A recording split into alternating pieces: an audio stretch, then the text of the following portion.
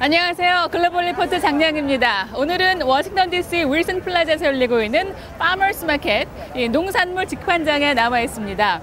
이 파머스 마켓은 농부들이 기르고 수확한 품질 좋은 농산물을 중간 유통 과정 없이 소비자들에게 직접 판매하기 때문에 가격이 비교적 싼데요. 워싱턴 DC에만 10개가 넘는 마켓이 열린 만큼 인기가 높습니다. 파머스 마켓은 농작물이 본격 출하되는 5월부터 11월 사이 DC와 메릴랜드, 버지니아 일대에서 해마다 열리는데요. 각종 신선한 야채와 과일, 꽃은 물론이고 즉석에서 맛볼 수 있는 먹거리가 다양하고 풍부해서 사람들의 발길이 끊이지 않고 있습니다.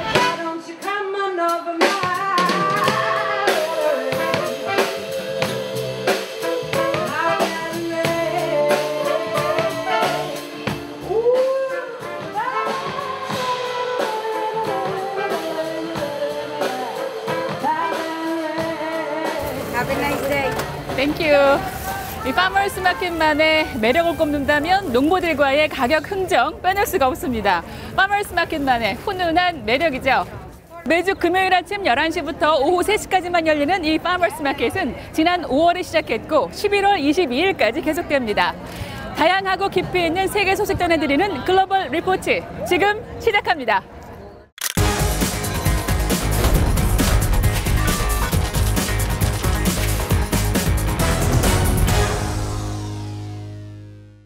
네, 한 주간 전 세계인의 관심사를 해시태그로 살펴보는 해시태그 디스위크 시작합니다.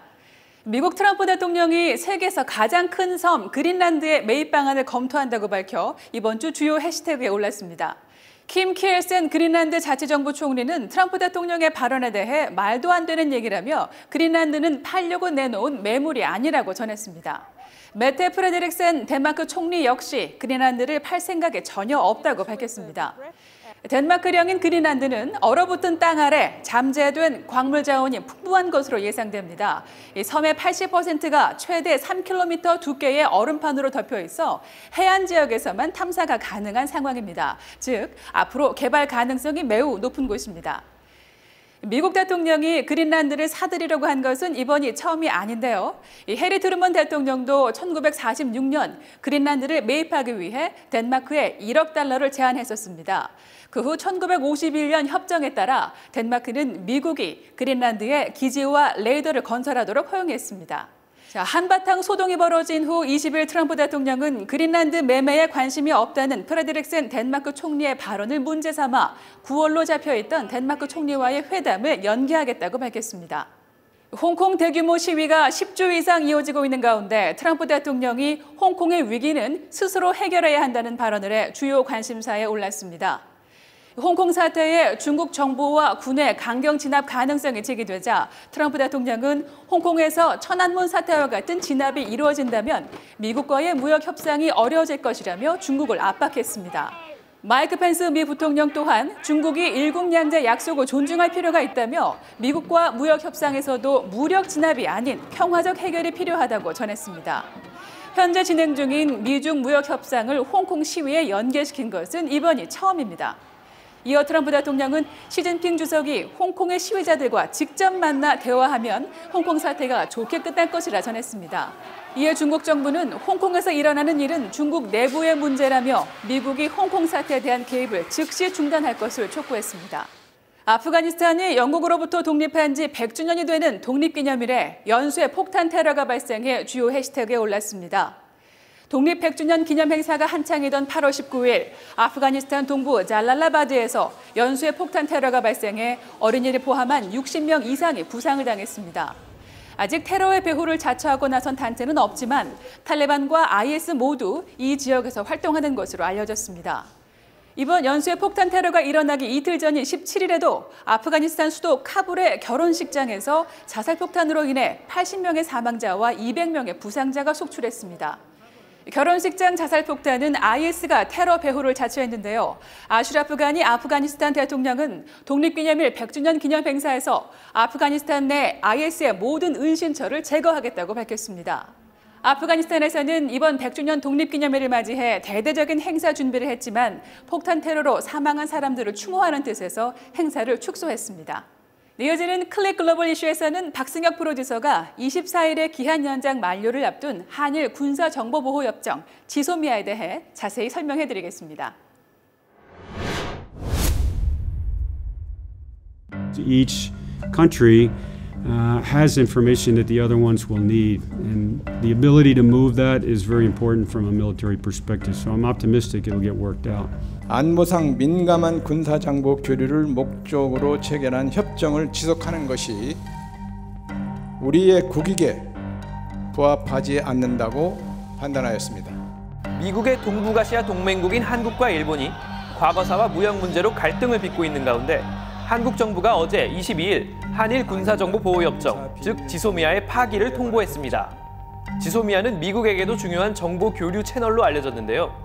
오늘은 미국의 시각에서 지소미아 논란과 그 중요성에 대해 살펴보겠습니다. 한일 군사정보보호협정은 한국과 일본이 맺은 유일한 군사협정입니다. 지난 2016년 한국과 일본 정부가 북한의 병력 및 핵미사일 관련 정보 등을 상호 공유하기 위해 체결했고 이후 1년마다 자동 연장됐습니다. 오는 24일까지 양국이 서로 연장에 동의해야만 그 효력이 유지됩니다. 한국 정부는 일본과 민감한 군사 정보를 교류하는 것이 국익에 부합하지 않는다며 22일 지소미아 파기를 선언했습니다. 지소미아는 도입 단계부터 논란이 있었는데요. 원래 2012년 체결 직전까지 갔었지만 일본과의 군사협력에 반대하는 한국 내 반일 정서에 부딪혀 서명식을 불과 50분 앞두고 체결이 취소되기도 했습니다. 이후 미국의 지속적인 중재 노력으로 한일 양국은 결국 지소미아를 맺었습니다. 한국은 탈북민이나 중국 접경 지역에서 인적 교류를 통해 수집한 대북 정보를 일본과 공유하고 일본은 북한의 중장거리 미사일 실험이나 핵 기술 분석 자료를 한국에 제공하는 것으로 알려졌습니다. 일본은 특히 인공위성, 이지스함, 조기 경보기 등 군사 자산을 통해 수집한 북한 정보를 한국과 공유하는 것으로 전해졌는데요.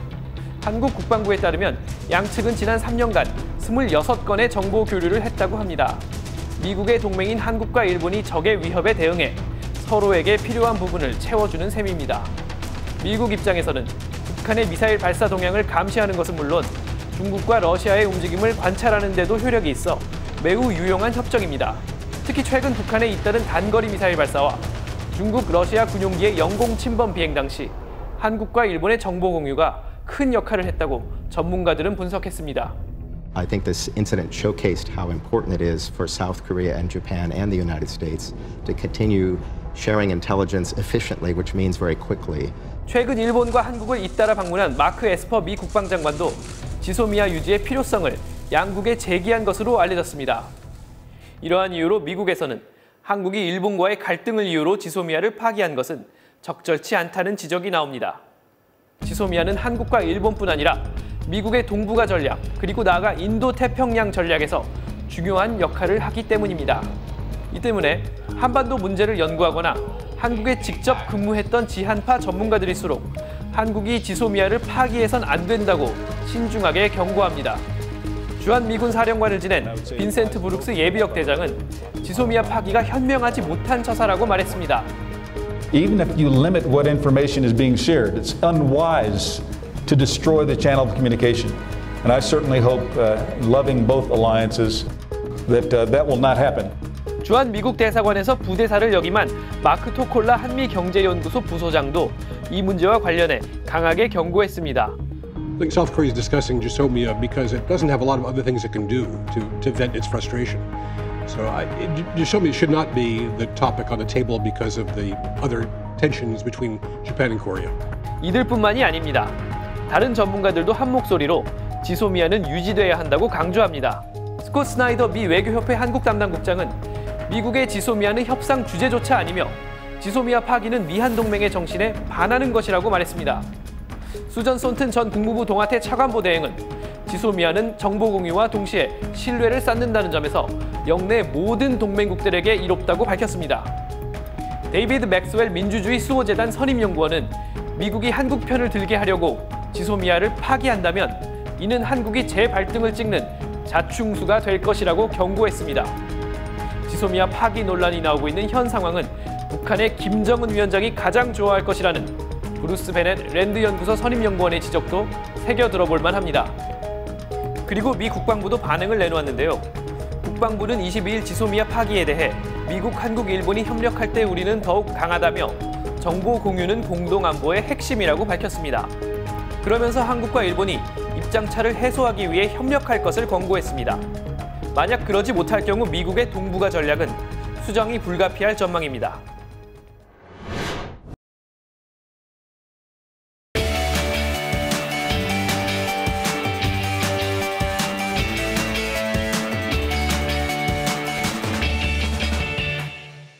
네, 진솔한 이야기를 통해서 미국 사회의 변화, 지역의 역사, 그리고 다양한 삶과 문화를 살펴보는 글로벌 리포트 아메리칸 테일 시간입니다. 현장의 생생함을 전해줄 김관우 프로듀서와 함께합니다. 안녕하세요. 안녕하세요. 네, 오늘은 어떤 스토리를 소개해 주실 건가요?